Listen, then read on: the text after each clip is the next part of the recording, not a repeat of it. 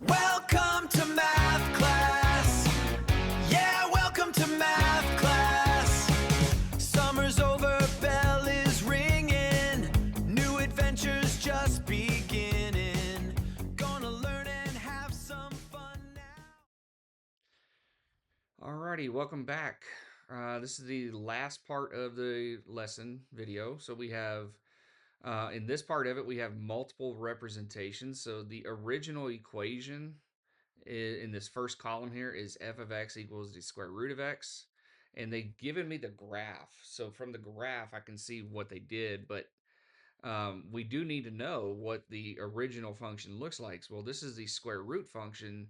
So I want to go ahead and understand that as I um, create this. This is be 4, be 2, and then 9 would be 3. So really, it's just taking the original function. Okay, we understand what it did. My graph is not going to look perfect, so it might look like I altered the shape of it. But just focus on the idea behind this. The transformation that occurred or the transformed equation is going to be g of x equals the square root of x because all it did was shift up.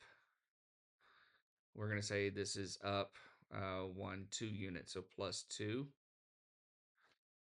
And in function notation description, it's just g of x equals f of x plus 2.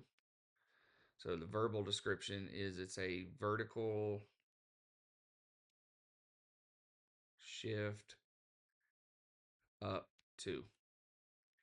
Okay, and then is the original function domain and range, because it's a square root function, the domain is going to be x is greater than or equal to 0, and the range is going to be y is greater than or equal to 0. The transformed function domain is still going to be x is greater than or equal to 0, but now y is greater than or equal to 2. We shifted the graph up 2 units, so it's never going to dip below that. Okay. Let's take a look at the next one. We have f of x equals x cubed. Okay, so x cubed, they did not give us the graph. We could just kind of create that for a second. So this is x cubed. So 0, 0, 1, 1, 2, 8. And then going backwards, -1, -1, and then 2, -8. So it's going to be a little bit harder to see this one. So there's your f of x function.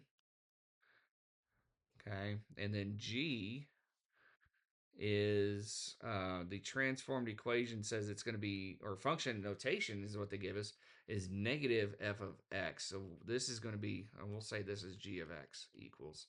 I don't like that they don't do that. So g of x is equal to negative f of x. That means g of x is equal to negative x cubed. Okay. And what that's going to do is that's going to cause a horizontal reflection. So this point here is going to go all the way down here. And we'll have a point here, still goes through the origin. And go one more over. I can't see the points myself. All right, so then it looks like this. Looks like a big old X. We horizontally reflected it over the x-axis. Okay. And the domain for this one, again, just like before, this is going to be all real numbers. And the range is going to also be all real numbers. And it's not going to change this function either for the transform function. The domain is still going to be all real numbers, and the range is still going to be all real numbers. Now, the last one, we have f of x equals the cube root of x. G of x is equal to 2 times the cube root of x.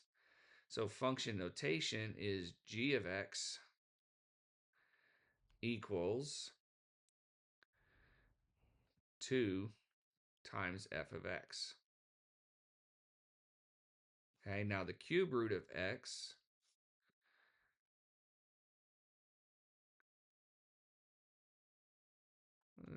go like that.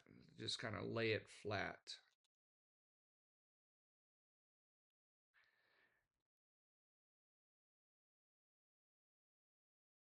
Oops, that was terrible. Started to curve it down suddenly.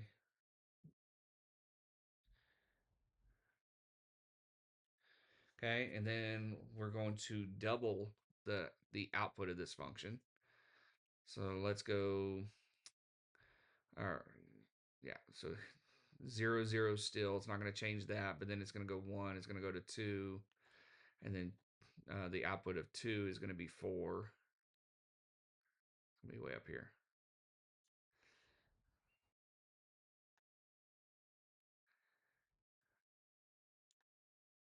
So that's what it's going to do, is it's going to vertically stretch it.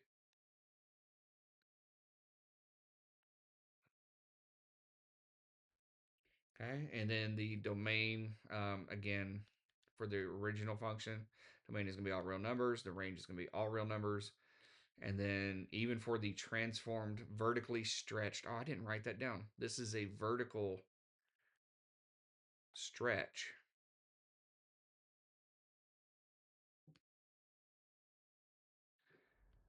by factor of 2.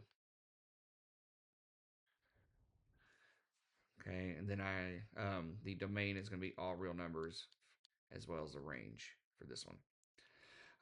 And then going back, I also forgot to do the verbal description for the middle one here. The verbal description is it's going to be a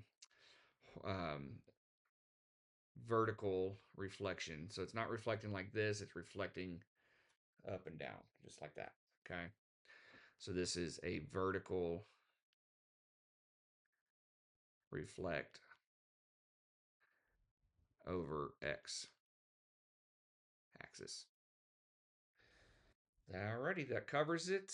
I hope you found this lesson to be informative and hopefully you took some good notes. You're going to need them.